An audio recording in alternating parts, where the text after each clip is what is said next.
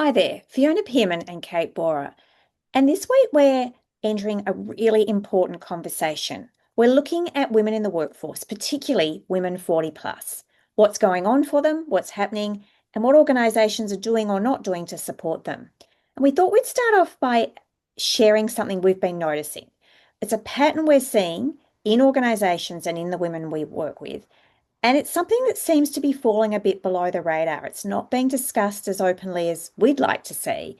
And we're hearing from a lot of mid-career women that their progression is really stalling, slowing, plateauing. They're just not getting the opportunities they'd hoped for at this point of their career. They're talking about the prevalency and the risk of redundancy, being pushed out and taking a long time to find another role of a similar level. There's a real lack of sponsorship and visibility for this cohort. They're doing great work, often delivering, have got, lots of experience, and yet they're virtually invisible to the key stakeholders and decision makers. And that can mean they're being overlooked. And the experience themselves is, for the women themselves, is, well, the opportunities that should be there now that they're ready to really take them on and to leverage some of that skill and expertise they've gathered is getting narrower and narrower. Now, this may be a coincidence because I'm 47, and so my personal world and network has a lot of women of that age. And so certainly hearing, examples of things that Fiona's sharing. But I think the other critical thing is, the women we're talking to and who are coming into the Acts of Confidence program. We've got a lot of women in that sort of 45 to 55 age group category. And what we're seeing is examples of women who have been made redundant, whose confidence because of that has taken a blow, who are looking at, and wanting to come up with a plan of what does that next 10, 15 years of my career look like, but probably at a state where they're not sure which direction to take. Or, women who are sort of in the early to mid 40s who had been out of the full-time workforce, with caring responsibilities of young children who are, wanting to re-enter into full-time employment to, pick up and leverage their skill, capability, experience, not just of before they, stepped out to take on caring responsibilities, but for, the skills and the capabilities that have acquired during that time. And also women who are coming up to points in their career where maybe they want to do things a little bit differently. Maybe, they've got one example of a client who, had been in a very big role for 20 years and, was thinking about completely opting out and going and positioning in another organization, and was really unclear about what her options were in that path. And so lots of examples, and they're just a handful, right? But lots of examples of women conversations that we've been having within our world around this particular stage of, career and life and what's happening for them. I think we're always interested to then go and look at more broadly. It kind of opened up the door around, okay, well, if we go and look at the data here on workforce participation and gender pay gap, what does the data say about the broader Australian population? And so when we think about workforce participation, when we looked at, women or the age group of 40 to 44, the workforce participation for women was 74% as compared to 90% for men. That drops by 4% for both women and men at 50 to 54, so just dropping slightly. And then it drops significantly at that 60 to 64 age category where women are working, for 30% of women are working as compared to 52% of men. And so that's workforce participation. I think the thing that was most surprising to us was when we actually looked at the split of the data of full-time versus part-time work. And across barely any age group, right?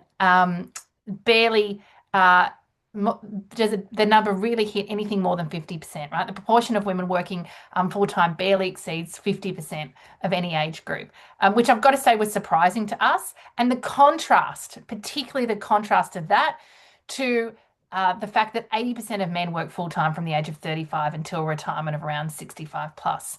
And so this is a huge opportunity for organisations. It's a huge opportunity for our economy, really.